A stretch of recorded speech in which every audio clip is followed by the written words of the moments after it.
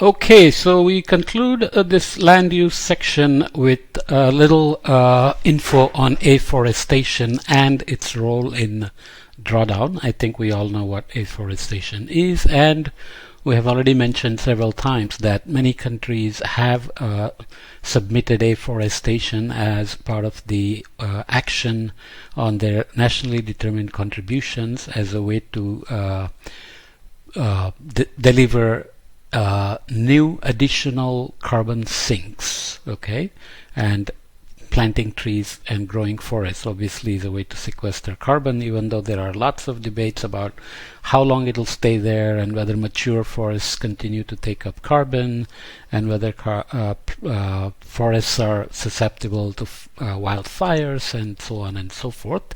The approach of afforestation is ranked by 2050 at number 15, and reduced CO2 is estimated at 18.06 gigatons.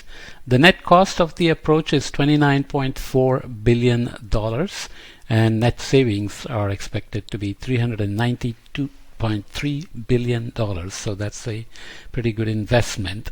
The debate always comes down to how to do afforestation.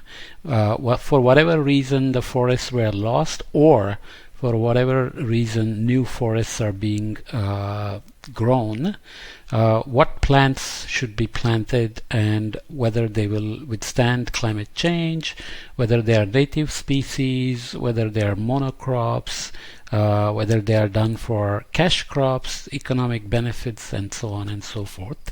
There is some kind of a compromise being reached where typical single-story tea plantation shown here in Umatilla, Oregon, consisting of poplar trees, are planted with 8-foot spacing in order to force upward knot-free growth. So this is obviously meant for commercial purposes, but if they can grow, sequester carbon, and then you harvest the carbon and lock them up in some product, then does it matter how it was done?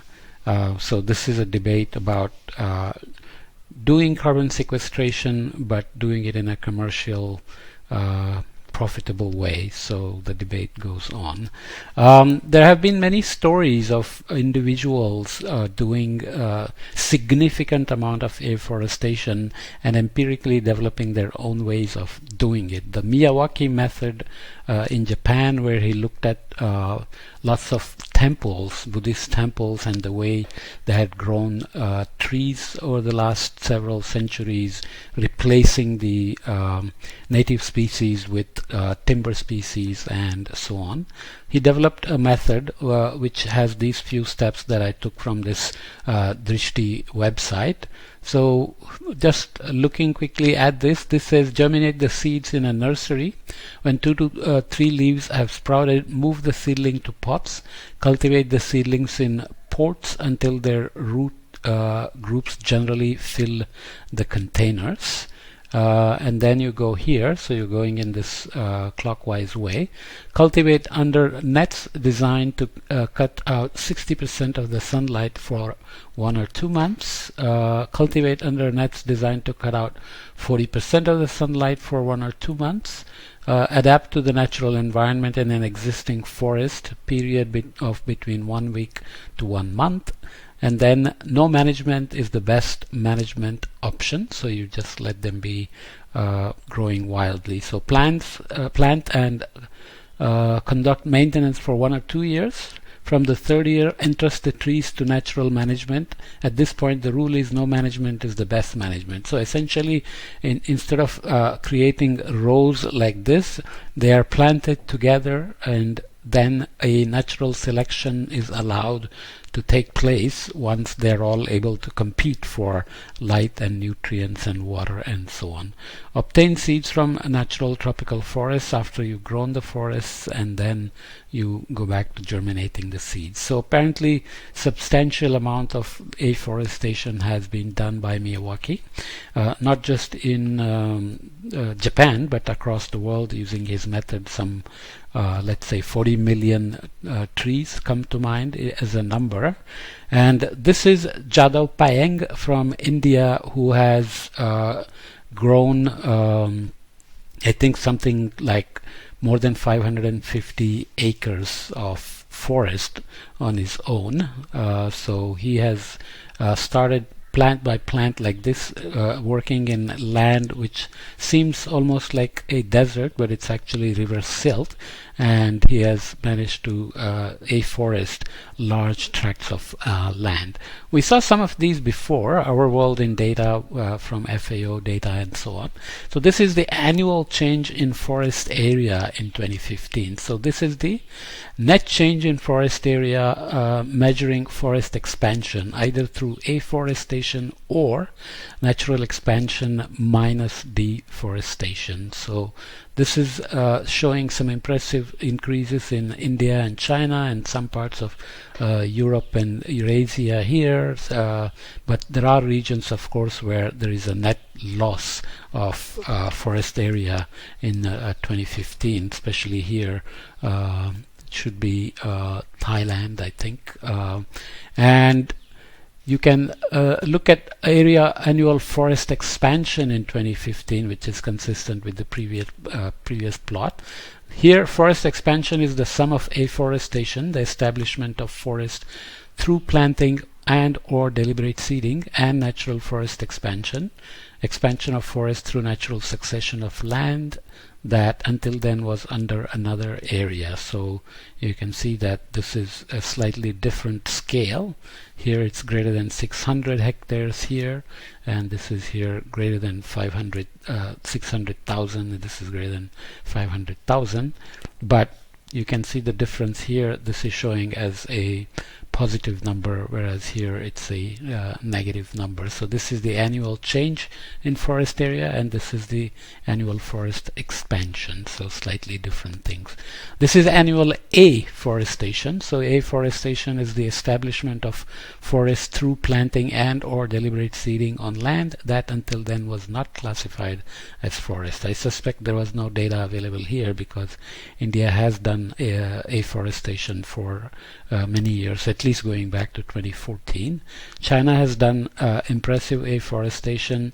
There are debates about each of these points. Even Miyawaki's method is argued to be not as holistic as one imagines, and that the forests he creates are not as biodiverse as the natural forests, and they don't bring as much rain as the natural forest would do, and so on and so forth. This is another way of looking at it from Carbon Brief, showing global planted forests now showing from 1990 to 2015 using satellite data. And as I mentioned before, some of this is related to leaf area increased by agricultural activities and forests as well. So this is just global planted forests. So this is the real afforestation that has taken place. So maybe there is some good news, and we saw this in the last podcast in terms of modeling potential afforestation. So this is the forest cover as of 2015, I think. Oh, sorry, 2019, I think. And this is the expected area after afforestation. There is some kind of a forest grading done here based on the color scale. I won't go into the details, but just to show you that there are regions which have massive potential for afforestation, and the tropical afforestation area is larger than the temperate forest area that can be afforested, as we said before. Okay, so this is this is another example. Single-story afforestation consists of monocultures of pines, cottonwood, and other fast-growing trees, some of which are genetically modified to speed up their growth. Not everybody agrees this is a good idea again. Although single-story plantations sequester carbon in significant quantities, they are the equivalent of arboreal deserts due to their lack of biodiversity and the speed with which they exhaust and acidify the soil. So the fast growth comes with a price to pay in terms of soil health. Below is the Miyawaki method, or what is called analog forestry, an afforestation technique that mimics natural forest formation. It creates a multi-story forest consisting of diverse upper, middle, and lower canopy trees, shrubs and plants, an ecosystem sustainable for 100 years or more. This method of afforestation has higher ratio of biodiversity to biomass and is more productive and sequesters far more carbon. However, it is unsuitable for the harvesting method employed in even-aged industrial tree farms where all trees are cut at the same time. So I forgot to add something there. Let me pause and restart. Sorry about that. Picking up where we left off, so the Miyawaki method is good for generating more natural forests than these genetically modified, fast-growing tree combinations, and this is the kind of plantation where trees are grown differently, more managed, and meant for harvesting for commercial applications. But if they can sequester carbon, does it matter? That's the key question. So here typically plants are grown together, cut together, and then regrown, and so on. So as of 2014, 709 million acres of land were used for afforestation.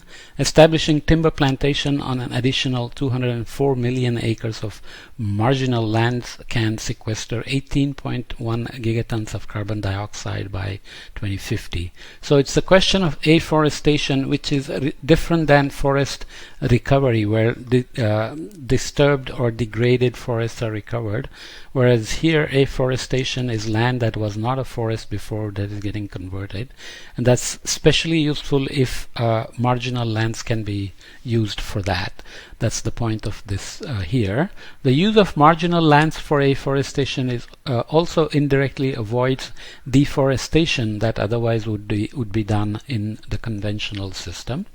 At a cost of $29 billion to implement, this additional area of timber plantation could produce a net profit of for landowners of over $392 billion by 2050. So incentivizing this kind of timber plantation wouldn't be too hard, even though monitoring would still be required for fast-growing, soil-degrading methods, or not using sufficient amounts of marginal lands, or replacing natural forests with plantations, and so on and so forth. So afforestation is definitely a solution that can combine natural and plantation methods to sequester additional carbon.